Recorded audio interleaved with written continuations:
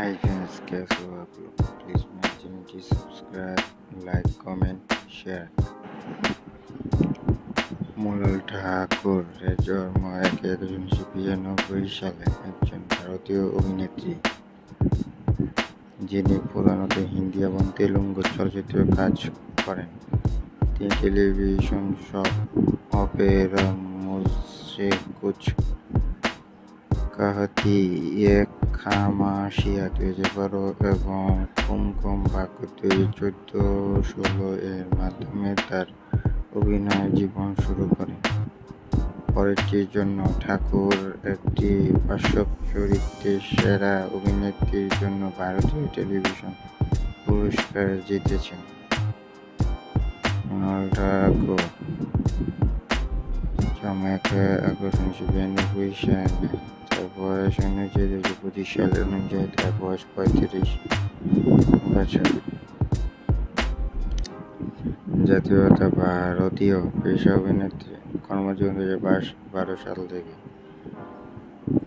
মৃণাল ঠাকুর লাভ সোনিয়া 2018 দিয়ে হিন্দি চলচ্চিত্রে আত্মপ্রকাশ করেন এবং 2019 সালে জীবনীমূলক চরিত্রে সুপার 30 এবং বাটলা হাউসের মাধ্যমে স্বীকৃতি লাভ করেন।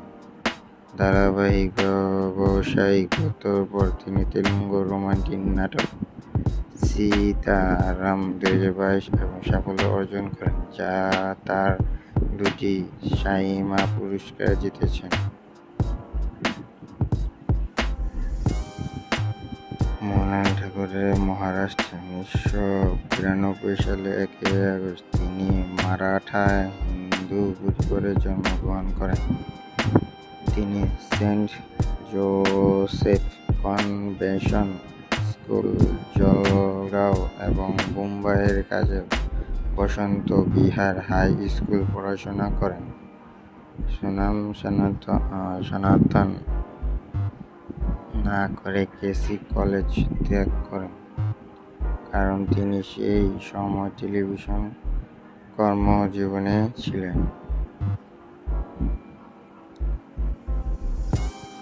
টেলিভিশন 2012 থেকে 16 কলেজে এর পড়ার সময় মোহিত সেহগাল এর বিপরীতে মুঝসে কুছ कहती ये खामोशी নাটকে অভিনয় করেন, যা 2012-13 সাল পর্যন্ত স্টার প্লাসে প্রচার হয়েছে। 13 সালের শুরুতে ঠাকুর লোককাহিনী এর উপর নির্মিত নাটক অর্জুন অভিনয় করেন।